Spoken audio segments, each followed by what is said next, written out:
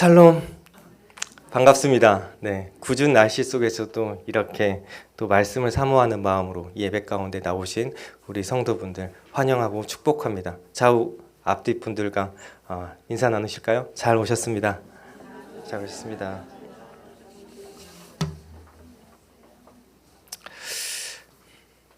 제가 수요 예배 자리에 선 지가 꽤 됐습니다. 제가 그렇죠. 좀 얼굴 뵌 적이 진짜 오래된 것 같아요. 수요 예배에 나오질 못하니까 학교를 다니고 있어서 제가 2월 달에 그때 한번 수요 예배를 하고 그 이후로는 지금 7월 달이니까 거의 5개월 동안 못 뵀던 것 같습니다. 이 광대상에서. 그간에 저에게 참 많은 일이 있었습니다. 다들 아시죠? 네, 제가 정말 늦은 나이지만 정말 주님의 은혜로 정말 아리따운 신부를 만나서 4월 달에 결혼을 하게 됐습니다. 네, 그 자리에 참석해 주셔서 자리 채워주시고 축하해 주신 성도분들 참으로 감사하고요. 그리고 또 그렇지 참석은 못하셨지만 여러 모양으로 저에게 많이 도와주신 성도분들 다시 한번 감사드립니다. 감사합니다. 그리고 저희 아내가 지금 그때 이제 금요 기도 제목으로도 올랐는데 허리 디스크가 파열됐거든요. 이제 결혼 준비하고 이것저것 하면서 일을 병행하고 또 사역도 같이 하고 있어요. 그래서 힘들었나 봐요. 그래서 허리가 파열이 됐습니다. 디스크가. 그런데도 이제 수술하고 이제 성도님들의 기도를 받고 지난주에 출근을 했습니다. 네, 주님의 은혜입니다. 주님께 영광의 박수 한번 불러드릴까요? 네, 성도분들의 기도 덕분입니다. 감사합니다. 오늘 설교 제목이 바울의 뒤를 쫓아입니다. 제가 성지순례를 갔다 왔습니다. 성지순례. 여러분들 성지순례 다녀오신 분들 계신가요? 한 분도 안 계신가요? 저만 다녀왔나요? 정말인가요? 그랬군요. 그래도 저는 한 번이라도 갔다 오신 분들이 있을 줄 알았는데 그랬군요. 제가 갔다 오셨습니까? 네네네. 좀 말이 통하실 수 있는 분, 있겠네요. 제가 열심히 잘 설명을 해보도록 하겠습니다. 신자들은 누구나라도 성지순례에 대한 소망이 있으실 겁니다. 우리가 성경을 글자로 이렇게 보는데 텍스트로 보는 거랑 또 실제로 그 자리에서 가서 보는 거랑 성경이 다르게 확 체감이 되어서 오잖아요. 저는 원래 성지순례에 대한 마음이 없었다가 계속해서 성경을 읽고 하는데 그 실체적으로 제가 그 자리에 갔을 때 상상을 하고 싶은 생각이 들더라고요. 체감을 해서 그것들을 성도분들께 더 잘 전달해 주셨으면 좋겠다라는 욕심이 생겨서 성지순례에 대한 소망이 생겼고 이제 돈을 모았는데 돈이 모이게 되었습니다. 그래서 주님의 은혜로 성지순례를 이번에 다녀오게 되었습니다. 제가 이제 막 학기예요. 이제 다음 학기가 3학년 2학기입니다. 이제 제가 여기 1학년 말에 왔거든요. 12월 달에. 참 여기서 오랫동안 이렇게 그래도 사역을 하고 성도분들의 사랑받으면서 이렇게 하고 있어서 참으로 감사합니다.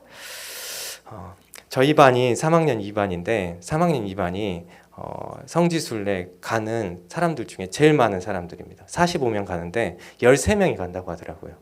그래가지고 저희 반이 어떻게 성지순례가 졸업여행처럼 됐습니다. 졸업여행. 그래서 저희가 어떻게 보면 더 뜻깊은 그런 여행이기도 했습니다.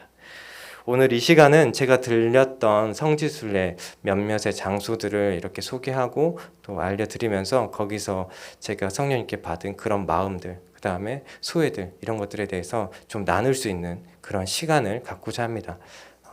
부담 갖지 마시고 편안하게 여행 간다는 그런 느낌으로 조금 들어주셨으면 감사하겠습니다. 먼저 성지순례 코스가 어떻게 되냐면요.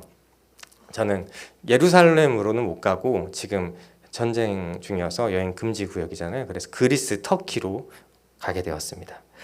이 지역을 가게 됐는데 바울이 행했던 경로와는 반대 방향입니다. 바울 같은 경우는 한번 보여주시겠어요?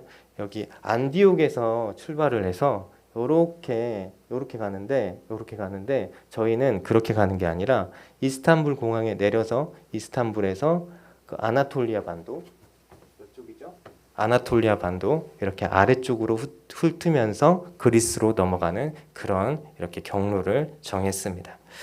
첫째 날은 여기까지 가는 데가 12시간이 걸리더라고요. 그래서 첫째 날은 다 지나갔습니다. 그래서 첫째 날은 없고요. 둘째 날부터 보겠습니다. 자, 한번 보여주시겠어요?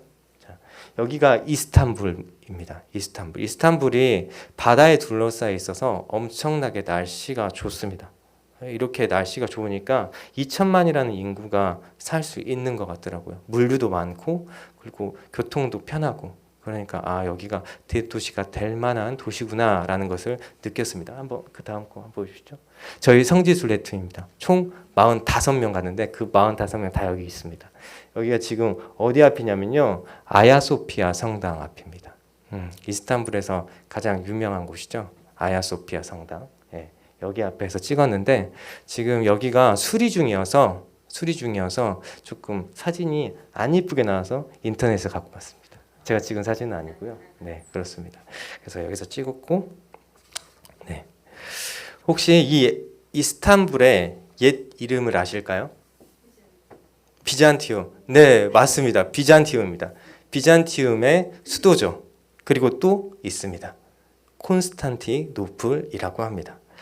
로마의 콘스탄티누스 황제가 로마 제국의 기존 수도인 로마에서 촌도에서 생긴 도시입니다. 콘스탄티누스 황제가 세웠기 때문에 도시 이름도 콘스탄티노플입니다. 이 도시가 로마 제국의 수도로서 몇 년간 지속됐었냐면 무려 1123년 동안 됐다고 합니다. 굉장히 오래됐죠. 저희 경주가 천년고도라고 하는데 여기도 만만치가 않습니다. 그래서 오랫동안 로마 제국과 동로마 제국 수도였고 기독교의 중심지였습니다. 그런데 기독교 문명의 중심지였던 곳인데 이 아야소피아 성당이 사실 지금은 모스크로 변해 있습니다. 모스크로. 이슬람 사원이 된 겁니다. 모스크로 바뀐 거는 콘스탄티노플의 주인이 바뀌면서입니다. 1453년에 술탄 메흐메트 2세가 이 콘스탄티노플을 점령하면서 동로마 제국이 멸망하고 그 이후에 이제 콘스탄티노플이 이스탄불이 되었습니다. 그러면서 성당도 모스크로 변하게 되었죠. 나라의 주인이 바뀐다는 거 이것이 참 그 나라의 국민으로서는 참 슬픈 일입니다. 우리도 나라를 빼앗긴 역사가 있잖아요. 일제 강점기 시대에 저 이제 한국 교회사를 배우고 있는데 기독교가 엄청나게 탄압을 많이 받았습니다. 신앙을 사실 잃어버려도 아무렇지 자연스러운 거였어요. 하지만 신앙을 지켰잖아요. 우리 국민들이 참 대단합니다. 마찬가지로 오스만 제국도 교회를 엄청나게 탄압했습니다. 그래서 지금의 튀르키예는 교회가 거의 없습니다. 신자도 0.2% 수준이라고 합니다. 터키가 한 1억 가까이 8,500만이 사는데 신자는 25만, 10만? 진짜 눈에 씻고 찾아보기도 힘들 정도의 숫자만 있습니다. 바울의 사역이 가장 활발하게 이루어졌던 곳이 이 아나톨리아 반도, 이 이스탄불 지역, 또 이제 터키 지역인데 이쪽에 교회가 더 이상 존재하지 않고 존재하더라도 폐허처럼 되어 있고 또 있다면 관광지처럼 되어 있습니다. 그냥 돈벌이용으로 전락된 겁니다. 이것을 보면서 이게 신앙을 지키면서 살아간다는 것이 정말 어렵구나. 그리고 이 교회의 기능이라는 것이 그 기능을 잃어버리면 이 교회는 그냥 폐허가 되거나 돈벌이용으로 전락할 수밖에 없는 것이구나. 교회 안에 있는 그 신자들의 삶이 얼마나 중요하구나. 이것을 깨닫게 되었습니다. 터키 지역을 성지 순례하면서 가장 마음 아픈 것이 이 부분이었습니다. 교회가 사라져버리고 주님의 말씀이 사라진 지역이 되어버렸다는 것. 그 전에는 주님의 제자들이 활발하게 이동하고 복음 전파하고 증언하면서 신자들이 새를 불려나갔던 그 지역인데 교회도 사라지고 신자들도 사라진 지역. 그래서 목회자를 준비하는 제 입장에서는 이것을 보면서 참 정말 안타까웠던 것 같아요. 그래서 어떻게 보면 이 콘스탄티노플이 이스탄불로 변화되면서 이슬람이라고 하는 종교를 갖고 있는 다른 나라에서 점령되면서 어쩔 수 없이 그 종교가 이 지역에서 막을 내렸던 것을 보면 우리나라가 참 소중하구나. 우리의 신앙을 지킬 수 있게 해주는 이 국가가 우리에게 참으로 소중한 울타리구나라는 것을 알게 되었습니다. 그런 생각을 갖고 이후에 이스탄불 공항에서 비행기를 타고요. 하타이 공항으로 넘어가서 바울을 선교 보냈던 본거지인 본진인 수리아 안디옥으로 가게 됩니다. 셋째 날인데요. 이곳에 있는 베드로 교회로 향했습니다. 제 사진은 아니고 제 동기들 사진입니다.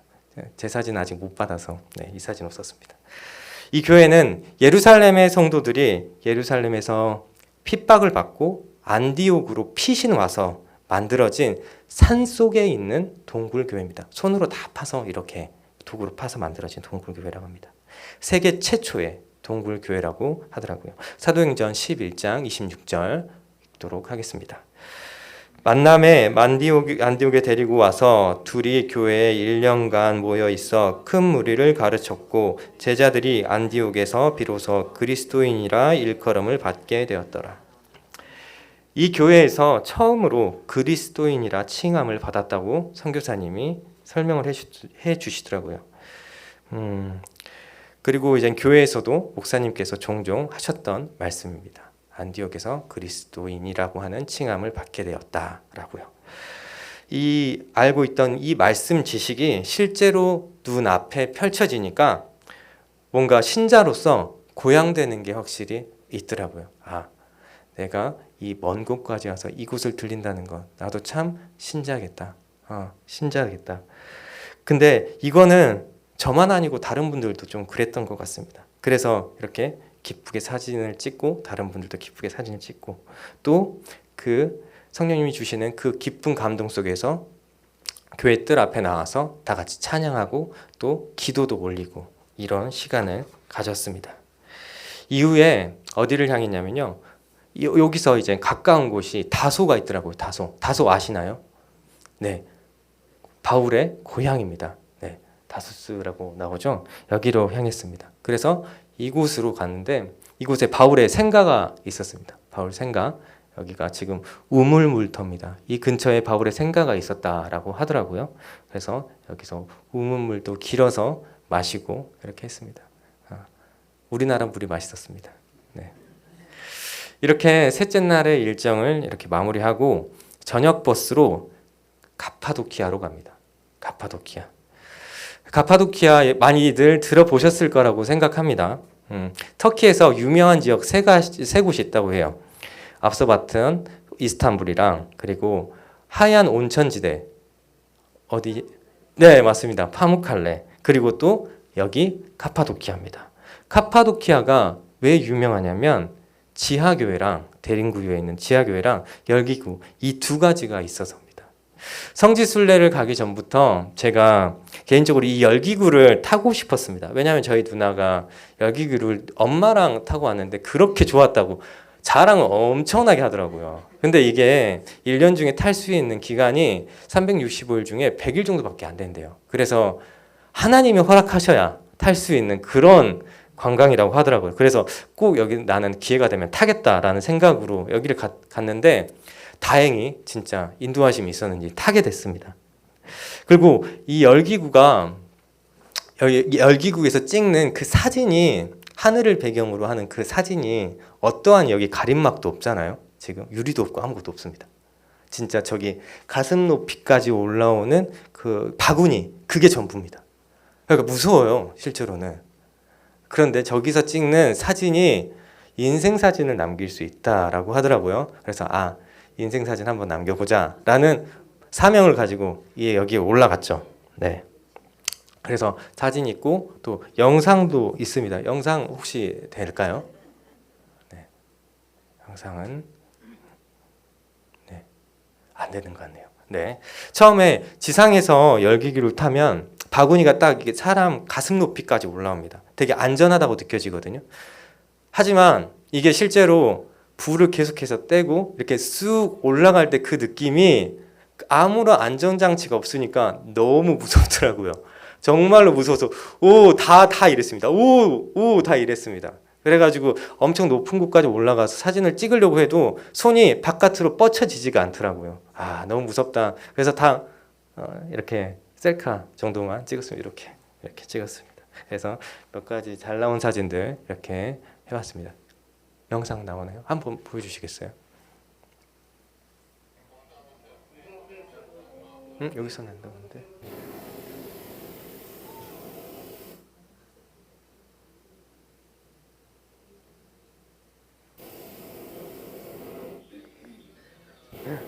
안 나오나 보네요. 네, 안 나오나 보네요. 자, 이렇게 열기구를 타고요. 이후에 카파도키아 대림구유에 있는 지하 도시를 갔습니다. 와, 여기가 진짜 큰 은혜를 받게 하는 곳이더라고요. 네, 큰 은혜를 받게 하는 곳입니다. 이 지하 도시에 탄압을 피해서 얼마가 살았는지 혹시 아시나요? 1만 명이 살았다고 합니다. 1만 명이 지하 도시에서. 그 고대 시대에 무슨 지금처럼 굴착기가 있어서 동굴을 파서 이렇게 땅을 팔 수 있는 것도 아닌데 어떻게 이렇게 했을까라고 들어보니까 선교사님이 전부 사람 손으로 파거나 돌로 파거나 가장 좋아야 도구 이런 걸로 이렇게 팠다고 하더라고요. 전부 다 이게 그렇게 만들어진 지하 동굴이라고 합니다. 지하 도시. 그래서 가이드분을 따라서 허리를 굽혀서 지하로 들어가 봤습니다. 나름 공간들이 있었는데요. 이것들 전부 너무나 좁습니다. 사람 손으로 파거나 이제 도구 얼마 안 되는 도구로 파야 되잖아요. 그러니까 너무 힘든 거예요. 그리고 사실 너무 지하다 보니까 산소도 그렇게 막 풍성하게 들어오지 않고요. 그러니까 딱 어떤 사람들이 들어갈 수 있을 정도의 아주 작은 사이즈만 파놓고 그것에 사람이 들어가니까 어떤 느낌이었냐면 공간에 사람이 구겨지는 느낌을 받았어요.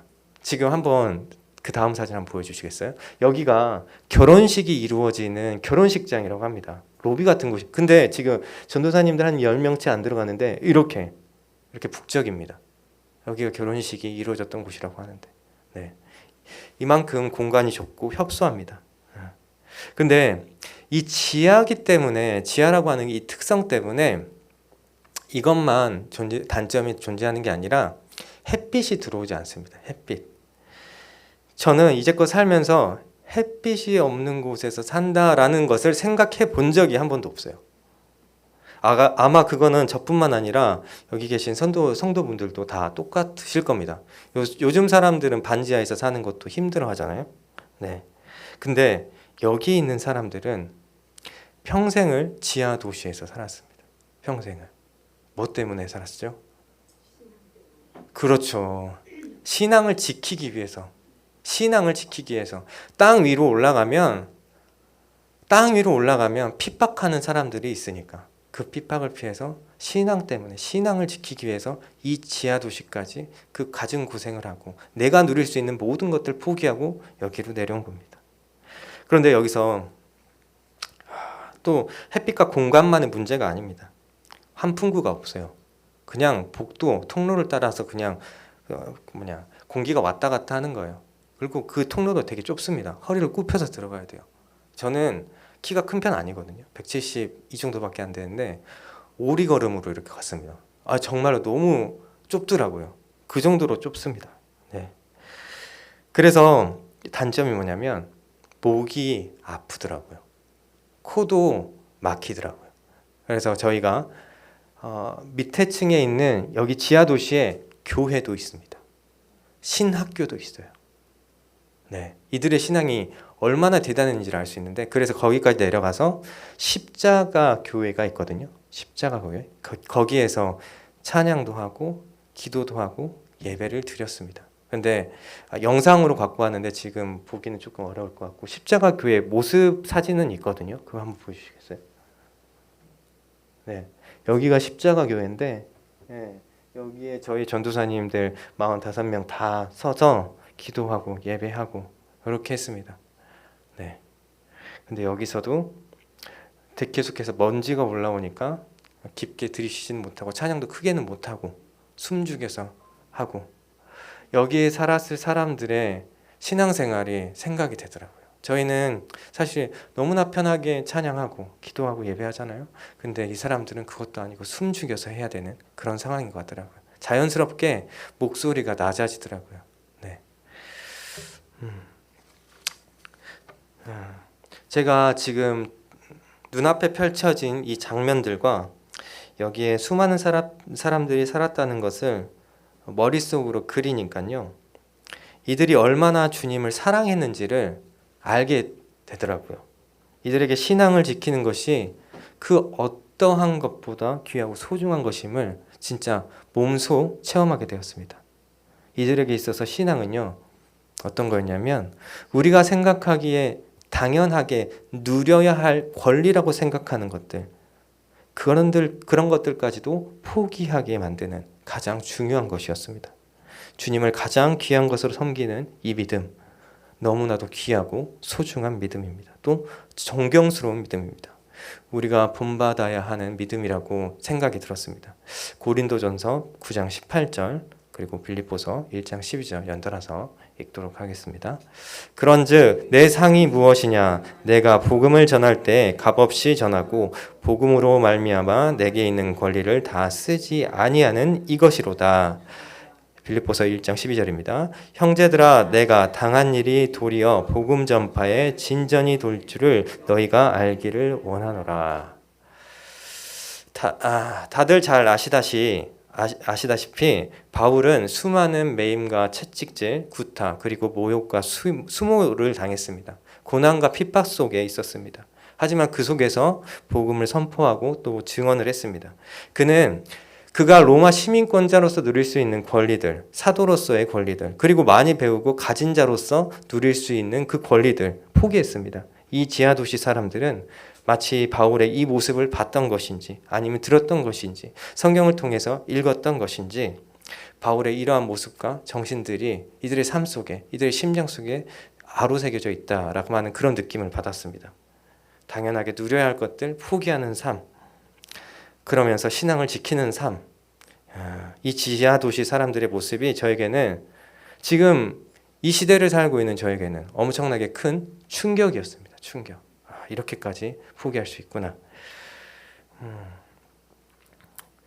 그때 이 장소에서 성령님이 이 십자가 교회에서 예배를 드릴 때 저에게 감사와 또 그리고 반성의 마음을 주셨습니다. 난 이들과 비교하면 얼마나 호화로운 환경 속에서 신앙생활하고 있는가. 부끄러웠습니다.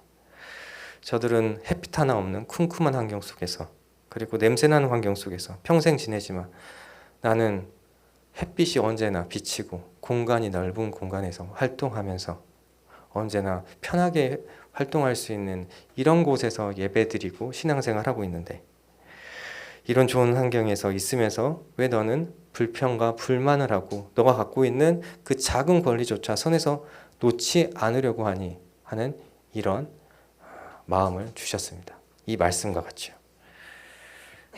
그랬더니 제가 이제 할 말이 없더라고요. 지난주에 유럽이 엄청나게 더웠다는 뉴스가 있었습니다. 북아프리카 고기압이 프랑스 쪽이죠. 중유럽 쪽으로 쭉 올라와서 오메가 형태로 이렇게 갇혀 있으면서 찜통 더위가 이루어졌다고 하더라고요. 근데 그 대기권에 영향을 받는 지역은 터키는 사실상 아니었습니다. 터키는 아니었습니다.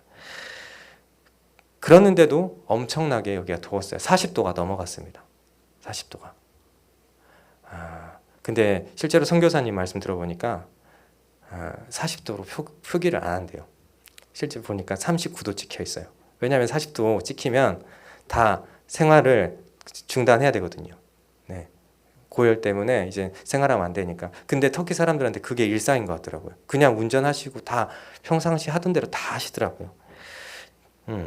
저희가 그 상태에서 이런 40도가 넘는 그 상태에서 45명이라고 했잖아요. 그 45명 인원이 45인승 차에 탔습니다.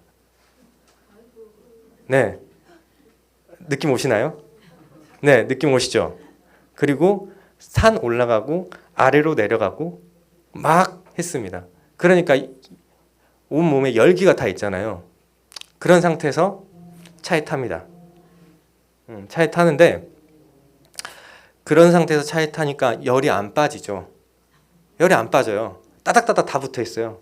또 대부분 남자들이었거든요. 전도사님들 다 남자니까 덩치도 크잖아요. 땀 다 주룩주룩 흘리면서 갑니다. 근데 중요한 건 또 터키가 그렇게 잘 사는 나라가 아니더라고요. 그래서 버스를 가장 좋은 거 빌렸다고 하는데 에어컨이 잘 안 나와요. 그러니까 어떻게 했어요? 전도사님들 거기서 거의 찜통 됐습니다. 거의 찜통 안에 만두처럼 거의 그러기 상태였거든요. 그러니까 전도사님들이나 저나 교수님들이나 다 힘들어서 마리수가 점점 줄어들더라고요. 여행이 점점 지날수록. 하여튼 그래서 불평 불만이 많았습니다. 이게 성지 순례냐? 내가 큰 돈 주고 가는데 이게 성지 고행이지. 이런 생각을 했단 말이죠. 그리고 여행할 때 참 음식이 중요하잖아요.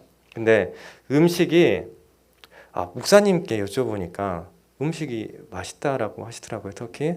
네, 저도 터키 음식 유튜브 같은 데서 보고 터키 음식 되게 화려하고 좋다라고 듣고 갔습니다. 근데 패키지라서 그런지 모르겠어요. 저는 패키지라 그런지 이게 무슨 맛이지? 라는 맛으로 먹었거든요. 그래서 이 성지순례 여행이 참 그렇게 막 썩 좋지만 않다라는 생각을 하면서 불평불만을 좀 했습니다. 그런데 성령님이 이곳으로 인도하셔서 이것들을 보여주니까요, 제가 할 말이 없는 겁니다. 너무 부끄럽더라고요. 진짜 이 사람들은 지하도시에서 살면서 땅 위에서 나는 것들도 제대로 채취해서 먹지도 못했을 건데 나는 신선한 풀 이런 것들 다 먹으면서 조금 맛없었다고 그거 가지고 뭐라 하면서 불평불만을 하고 있었구나. 제 자신이 되게 부끄러웠습니다. 그래서 저를 돌아보면서 회개하는 시간을 이때 십자가교회에서 갖게 되었습니다. 하나님 죄송합니다. 주님이 만들어 주신 그 여건 속에서 성지순례를 오게 되었는데 그 속에서 감사하지 못하고 불평만 하고 있었습니다. 주님 앞으로 남은 일정간에 불평하지 않고 불만 갖지 않겠습니다. 이렇게 회개를 하고 나니까요, 어땠을까요? 날씨는 여전히 더웠지만 마음은 편하더라고요. 그래서 이후의 일정들 잘 마무리할 수 있었던 것 같습니다. 감사하는 마음으로 일정을 이어갔습니다. 그 마음에 더 큰 은혜를 부어주신 일정이 있습니다. 바로 루스드라 교회에서의 예배였습니다. 사도행전 14장 6절부터 7절 말씀입니다. 그들이 알고 도망하여 루가오니아의 두 성 루스드라와 더베와 그 근방으로 가서 거기서 복음을 전하니라. 아멘. 사실 루스드라라고 하는 이 도시는 큰 도시가 아니라서 지금으로서는 명확하게 어딘지를 아무도 모른다고 합니다. 그런데 저희 이제 총신 신대원의 박형대 교수님이라고 되게 헬라어 잘하시고 신약학 교수님이 계신데 그분이 성지순례를 자주 오시거든요. 그러시면서 주변 분들한테 원주민들한테 묻고 본인이 연구한 결과로 내가 찾은 루스드라 교회는 여기가 확실하다라면서 우리를 성지순례팀을 데리고 가셨습니다. 여기가 바로 그곳입니다. 박형대 교수님께서 말씀하신 이곳이 루스드라다. 그리고 이것이 루스드라 교회다라고 하는 이유가 무엇이냐면요. 첫째는 보시면 알겠지만 이름이 비슷합니다. 리스트라. 네. 이게 가장 유력한 근거였습니다. 그리고 두 번째는 성경에 나와 있습니다. 성경에 바울이 루스드라에서 오기 전에 이고니온에서 복음을 전했습니다. 그런데 거기서 유대인들이 악한 감정을 품고 바울을 쳐 죽이려고 했습니다. 잡으려고 했어요. 그래서 바울이 도망을 쳤습니다. 자, 저희가 도망을 치면 어디로 도망을 치죠? 대부분 사람이 잘 없는 곳, 잡히지 않을 만한 곳으로 도망을 칩니다. 군대 탈영병들 보면 대로변으로 안 가죠. 다 산 탑니다. 마찬가지입니다. 바울도 산으로 갔습니다. 여기가 되게 고지대더라고요. 쭉 올라갔습니다. 네. 그래서 이 산골 마을이 맞을 것이다. 그리고 이 안에 또한 교회가 있다. 세 번째 이유는 현지인 주민들한테 이렇게 다 물어보셨는데 그 전에부터 오셔가지고 물어보셨대요. 이 리스트라라고 하는 지명이 여태껏 한 번도 바뀐 적이 없고 사진에 보여지는 교회는 아주 옛날부터 있었던 교회라고 이렇게 전에 들었다고 하셨더라고요. 그래서 여기가 바로 루스드라 교회 아닌가 이렇게 거의 확신에 가까운 말씀으로 저에게 말씀하셨습니다. 그래서 이 교회 입구고요. 여기 들어가서 예배를 드렸습니다. 45명 모두가 여기가 이제 강대상이고요. 네, 되게 좁죠. 45명 모두가 산골 마을에 있는 작은 교회에 들어가서 예배하는 것이 참 쉽지 않았습니다. 좁더라고요. 지하 도시의 교회처럼 환경이 좋지 않았습니다. 그래도 그곳에서 예배를 드렸습니다. 모두가 모여서 사도신경을 외웠고요. 찬양을 드렸고 성경 봉독을 했고 또 준비된 말씀이 교수님에 의해서 선포되어졌고 여기에 모인 모든 신자는 말씀을 귀 기울여서 들었고 이후에 신대 원장님의 축도와 기도가 이어졌습니다. 교회에서 우리가 흔히 하는 정상적인 그 시기 전부 경건하게 치루어졌습니다. 그 자리에 있던 모든 전도사님들의 모습이 어땠냐면 그 모든 것들을 담담하게 그리고 주님이 여기까지 이끄신 것에 감사하며 받아들였습니다. 불평하지 않고 예배에 집중을 했습니다. 그래서 온전히 그 예배 시간이 하나님께 영광 올려드리는 그런 시간이었습니다.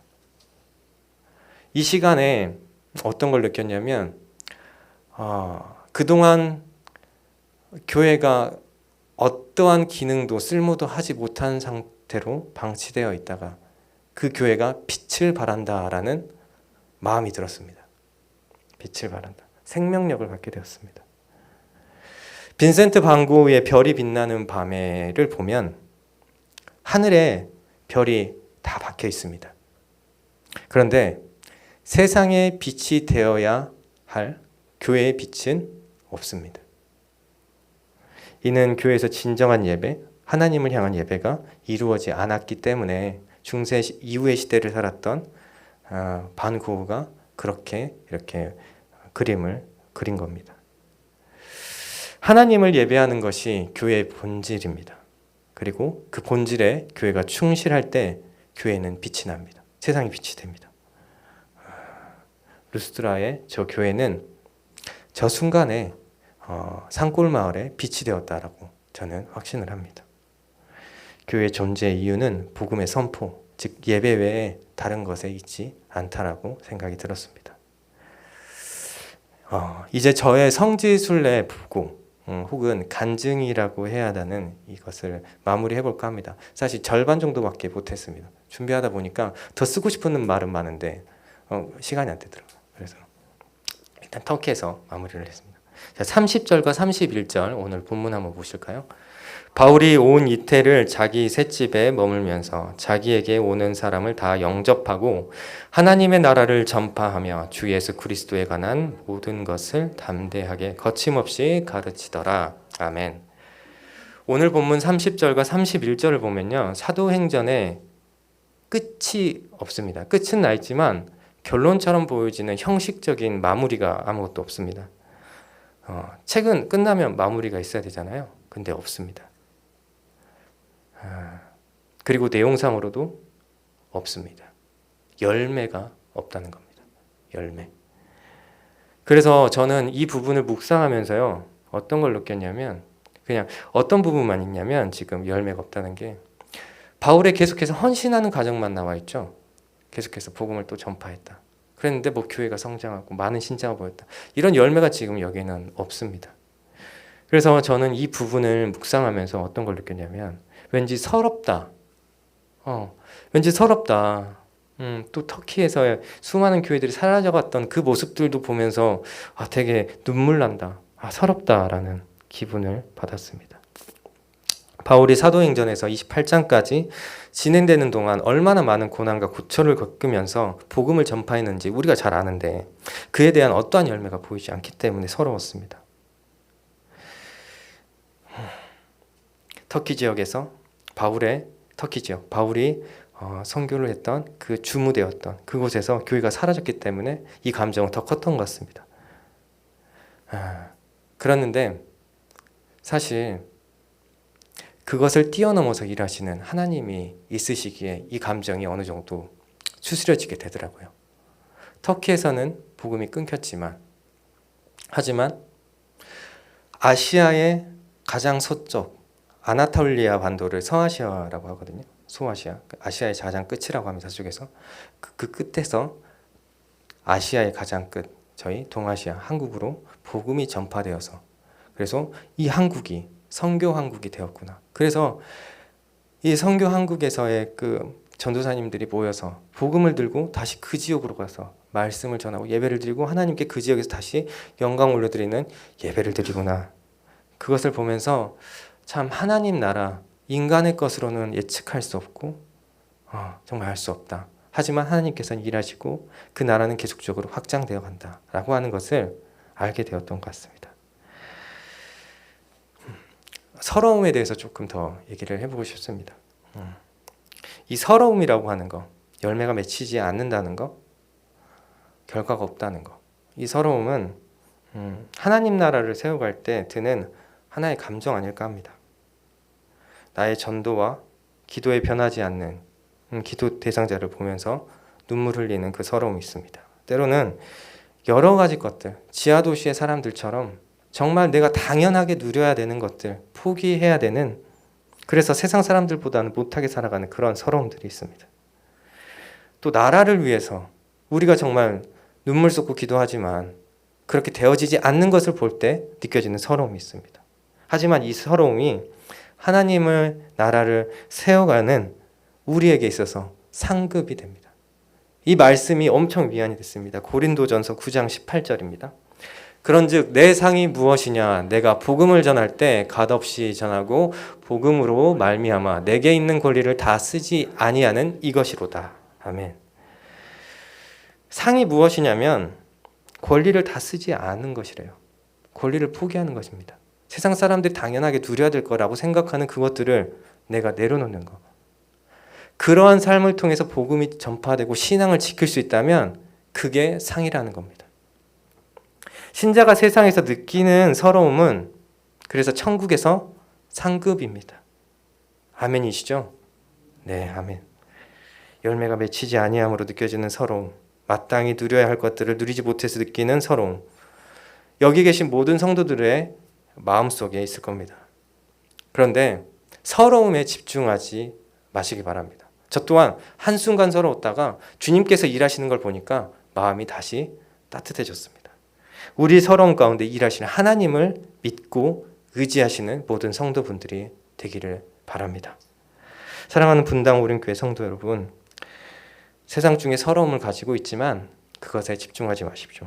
바울처럼 계속해서 담대하고 거침없이 복음을 전하는 성도분들 되시기를 바랍니다. 이 서러움, 천국에서 그 주의 날에 하나님께서 갚아주실 크신 상급이라 믿고 오늘도 주님을 예배하며 주님께 영광 올려드리는 우리 분당 오륜교회 모든 성도분들 되시면 좋겠습니다. 아멘. 찬양하시겠습니다. 이곳에 임하신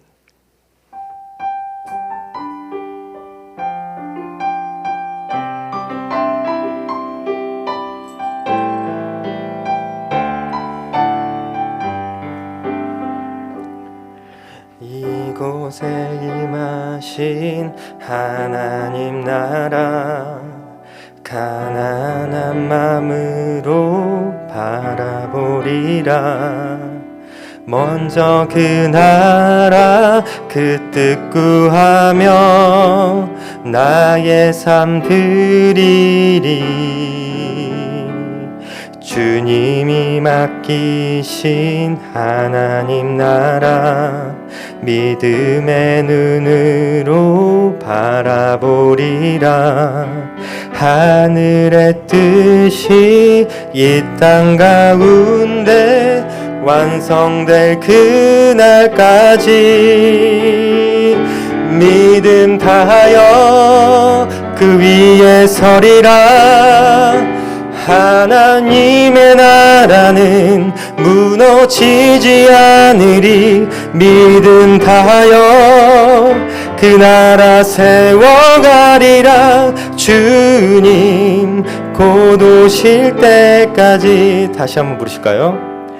이곳에 임하신 하나님 나라 가난한 마음으로 바라보리라. 먼저 그 나라 그 뜻 구하며 나의 삶 드리리. 주님이 맡기신 하나님 나라 믿음의 눈으로 바라보리라. 하늘의 뜻이 이 땅 가운데 완성될 그날까지 믿음 다하여 그 위에 서리라. 하나님의 나라는 무너지지 않으리. 믿음 다하여 그 나라 세워가리라. 주님 다시 오실 때까지 믿음 다하여 그 위에 서리라. 하나님의 나라는 무너지지 않으리. 믿음 다하여 그 나라 세워가리라. 주님 곧 오실 때까지.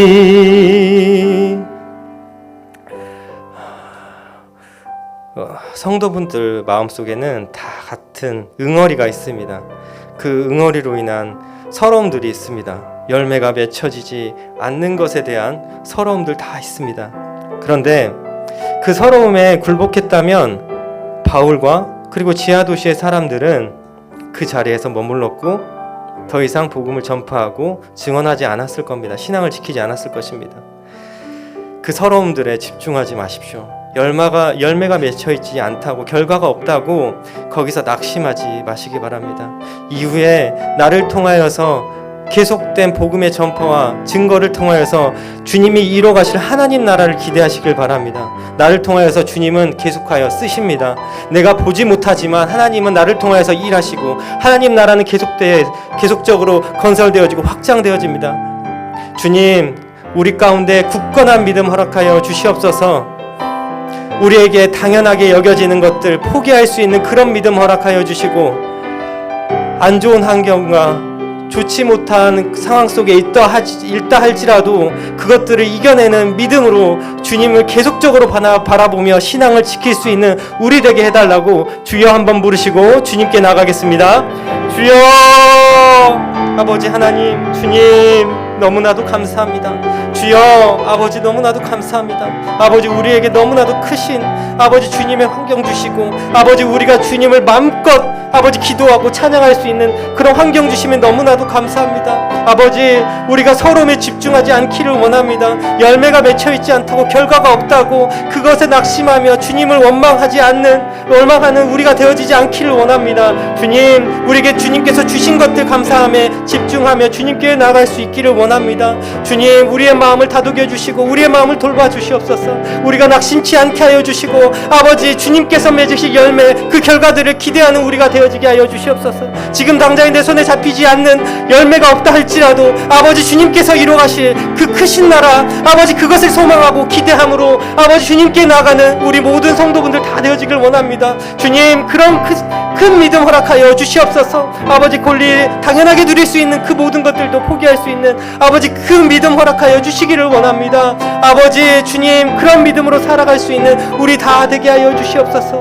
그리하여서 바울처럼 담대하고 거침없이 복음을 증언하고 아버지 증명하는 우리 모두가 되어질 수 있도록 주님 은혜를 허락하여 주시옵소서.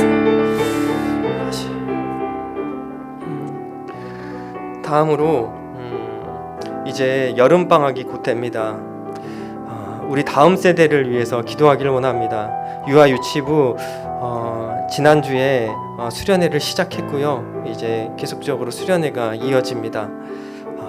중고등부가 이어지고요. 그 다음에 청년부, 그리고 초등부가 순차적으로 이렇게 이어지게 됩니다. 이 다음 세대들 주님의 믿음의 세대로 바로 서야 합니다. 주님, 그러기 위해서는 우리의 중보 기도가 필요합니다. 주님, 이 아이들 주님 안에서 바로 설 수 있게 하여 주시옵소서. 주님 인격적으로 만날 수 있는 시간을 허락하여 주시옵소서. 아버지, 이 수련회를 통하여서 주님 집중적으로 아버지 말씀을 교육하고, 아버지 받을 때 아버지 성령이 함께하여 주셔서 충만케 하여 주셔서 이 아이들 새로워지고, 아버지 그들의 삶 가운데 아버지 새로움을 발견하고 삶의 비전을 발견하고 주님께로 나아가기를 결단하는 아버지 다음 세대가 다 되어지길 원합니다. 아버지, 이러한 기도 제목을 가지고 우리 다음 세대들을 위하여서, 수련회를 위하여서 주여 한번 부르시고 기도하겠습니다. 주여, 아버지 하나님, 주님, 아버지 불쌍히 여겨 주시옵소서.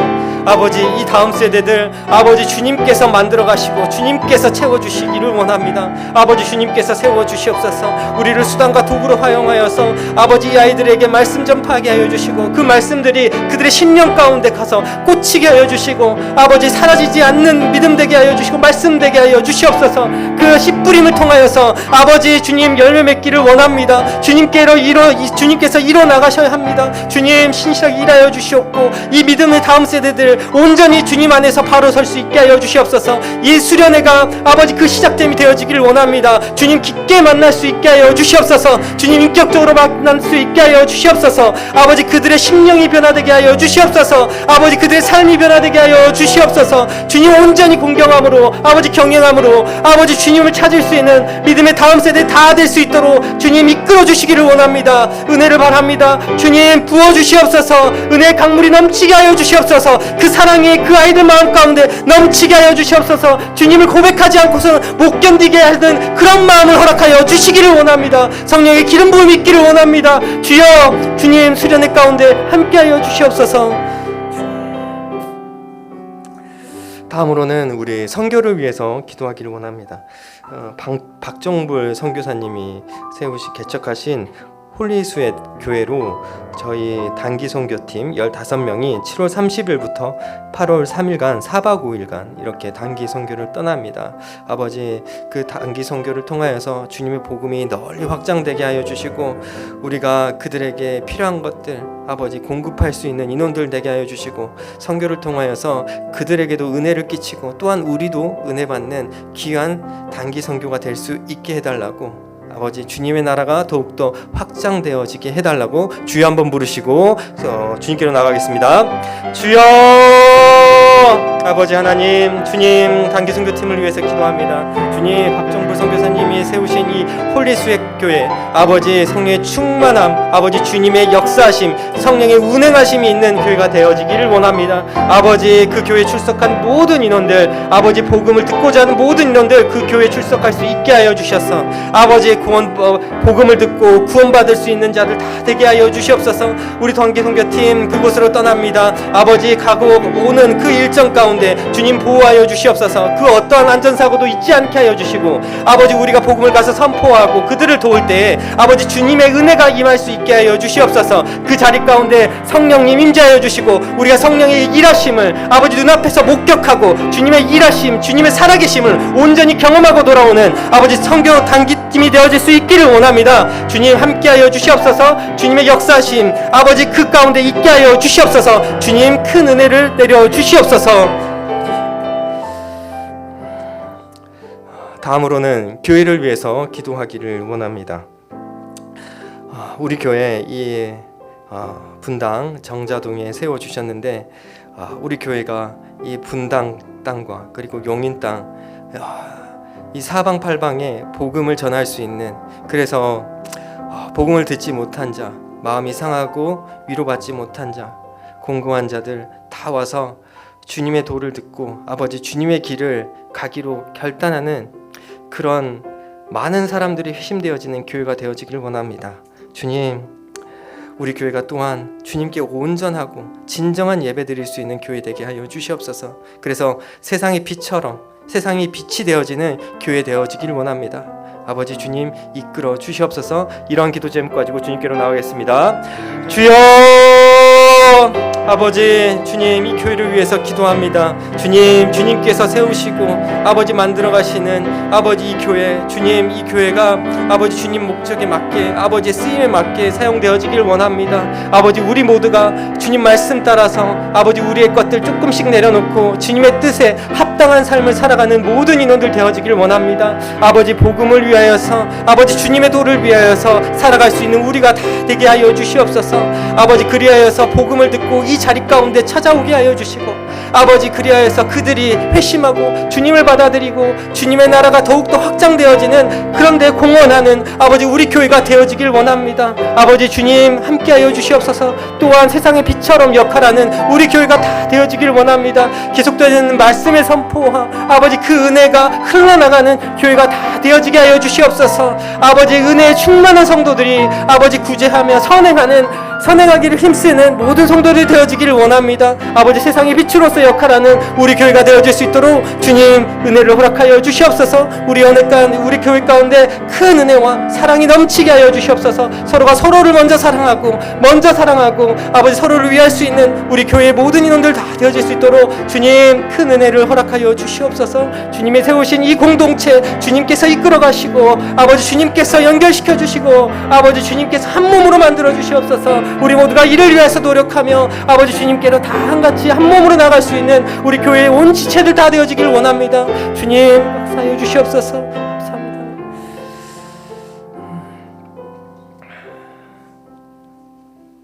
사랑해 주님 감사합니다. 아버지 이 교회 가운데 불러주셔서 우리를 한 몸으로 이렇게 불러주셨습니다.